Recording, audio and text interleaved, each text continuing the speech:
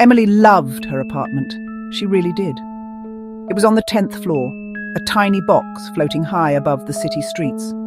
From her window, the whole world looked like a blanket of twinkling lights, a carpet of stars that had fallen to the ground.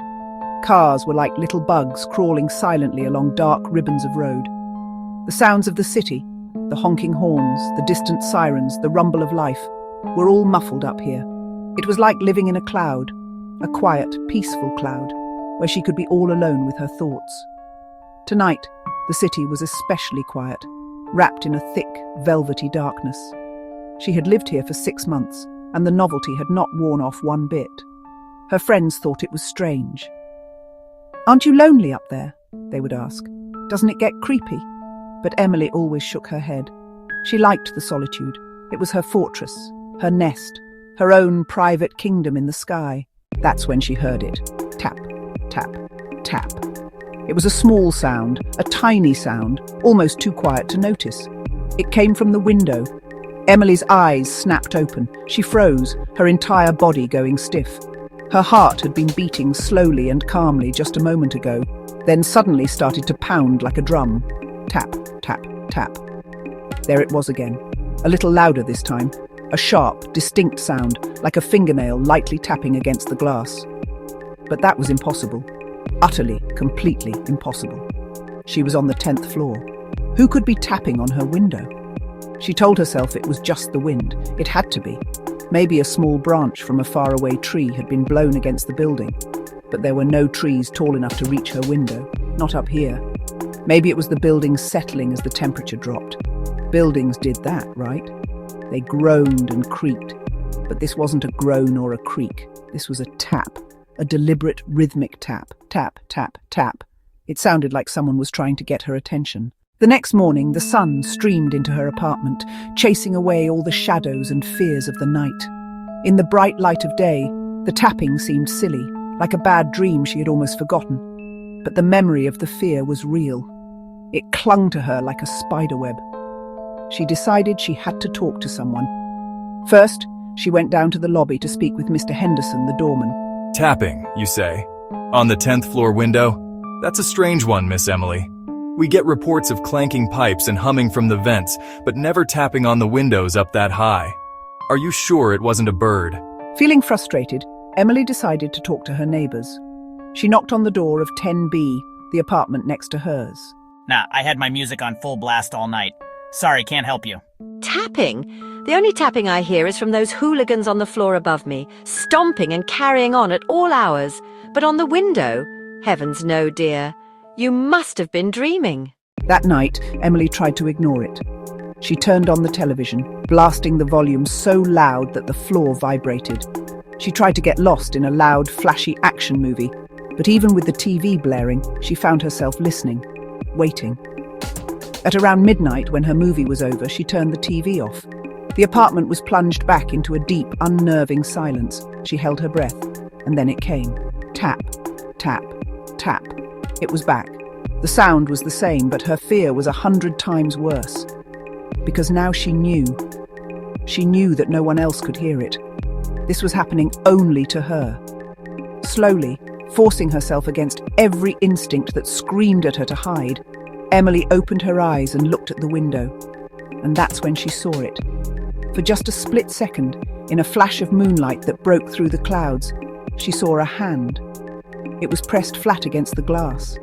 The hand was pale, a sickly, whitish-grey colour, with long, slender fingers that looked like spider legs. It was there for only a moment, and then it was gone, vanishing back into the darkness. Emily let out a sharp gasp, a sound that was half scream, half sob. Her heart felt like it was going to explode out of her chest. A hand, a pale hand, on her 10th floor window. It wasn't the wind, it wasn't the building, it wasn't a bird. It was a person, or something that looked like a person. Emily didn't sleep a wink that night. She sat huddled on the floor, her back pressed against the wall, just staring at the window until the first grey light of dawn crept into the sky. As soon as the sun was fully up, she cautiously approached the window. Her hands were trembling so badly she had to clasp them together to keep them steady. She needed to see. She needed proof. She peered at the spot on the glass where she had seen the hand. At first, she saw nothing but the clear pane with the blue sky and the city skyline reflected. Then she shifted her position, catching the light at just the right angle. And there it was. A perfect, greasy handprint, a full palm print, with the faint outlines of 5 long, slender fingers. It was on the outside of the glass. The outside. Someone had been out there, 10 stories up, pressing their hand against her window while she slept. She stared at the print, mesmerized and horrified. It was larger than a normal handprint. The fingers were unnaturally long and thin. It looked wrong, not quite human. A scream built in her throat, but she choked it down. Screaming wouldn't help. Who would she even scream for? She was completely and utterly on her own. It was a message, a calling card left by her unwanted visitor. That night, Emily hatched a plan. She was done being scared. She was going to be brave. She was going to catch whoever or whatever was tormenting her. After the sun went down, she didn't turn on any lights. She sat in her favorite chair, the one by the window, but she pulled it back into the shadows of the room, where she couldn't be seen from the outside. She put her phone on the small table next to her, its camera app open and ready to record. She sat in the darkness, her senses on high alert. The silence in the apartment was absolute. She watched the window, her eyes scanning every inch of the dark glass. She waited and waited. An hour passed, then another. Her eyelids grew heavy. Her body ached from sitting so still, but she refused to give in to sleep. She had to stay awake. She had to be ready for the tapping. Midnight came and went. Still nothing. The quiet was starting to feel different tonight. It wasn't the heavy, waiting silence of the nights before. It was just empty. There was no sense of presence, no feeling of being watched. There was only her, alone in her dark apartment. A new kind of fear began to creep into her heart. What if it knew?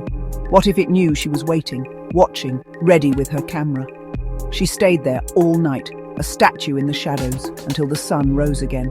The tapping never came. It had outsmarted her. The next night was the worst.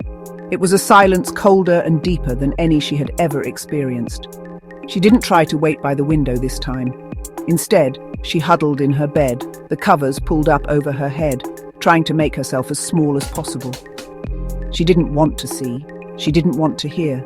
She just wanted it to be over. But the silence was not empty. It was filled with a terrible anticipation. She lay there, her body tense, listening for the sound that she both dreaded and expected. And then, a new sound. It wasn't a tap. It was a scrape. Scrap. It was a sound that set her teeth on edge and made the hair on her arms stand up. It was slow, deliberate, and full of malice. It was the sound of something testing the barrier between them, checking for a weakness. Emily clamped her hands over her ears, but she could still hear it, a faint vibration that seemed to travel through the mattress and into her bones. The scraping stopped. Emily held her breath, tears streaming silently down her cheeks. What would come next? But what came next was worse than anything she could have imagined. It was a whisper. A faint, dry whisper that seemed to come from the glass itself. It whispered a single word. Her name. Emily. The voice was like the rustling of dead leaves, ancient and cold. That was it. That was the last straw. She knew then that she could not stay another night. The very next morning, as soon as the sun was up, Emily was on the phone. She called her parents, her voice trembling so much she could barely get the words out. "I'm moving out. I'm leaving today. I can't stay here anymore." They could hear the raw, genuine terror in her voice. Emily didn't pack neatly. She threw things into boxes and bags with frantic energy. When her dad arrived, he took one look at her pale face and wrapped her in a hug. She never wanted to see that place again as long as she lived. Weeks later, Emily was living in a small, ground-floor apartment in a different part of the city. There were no dizzying heights, no silent views of the skyline. Her window looked out onto a small garden, and she could hear the sounds of her neighbours coming and going. She still had trouble sleeping. When a tree branch brushed her window in the wind, she would wake, heart pounding. The memory of the tapping, the pale hand, the whispered name, was a scar that would never fully fade. She wondered if new tenants had moved into her old apartment yet.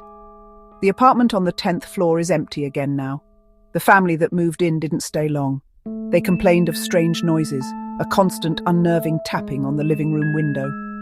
Their little boy woke from nightmares, saying a pale man waved from outside. They moved out after a month, telling the landlord the place had a bad feeling. It's been empty ever since. Late at night, from the street below, you can see a light on in that 10th floor window, even though no one lives there. Now you know the story of Apartment 10C. You know the quiet nights and the terrifying sounds. You know the pale hand and the ghostly print it left behind. Just an empty apartment, high above the city, waiting for someone new, someone brave, someone who isn't afraid to be alone in the dark, 10 stories up. The only question left is the one you have to ask yourself. Would you dare to stay alone on the 10th floor?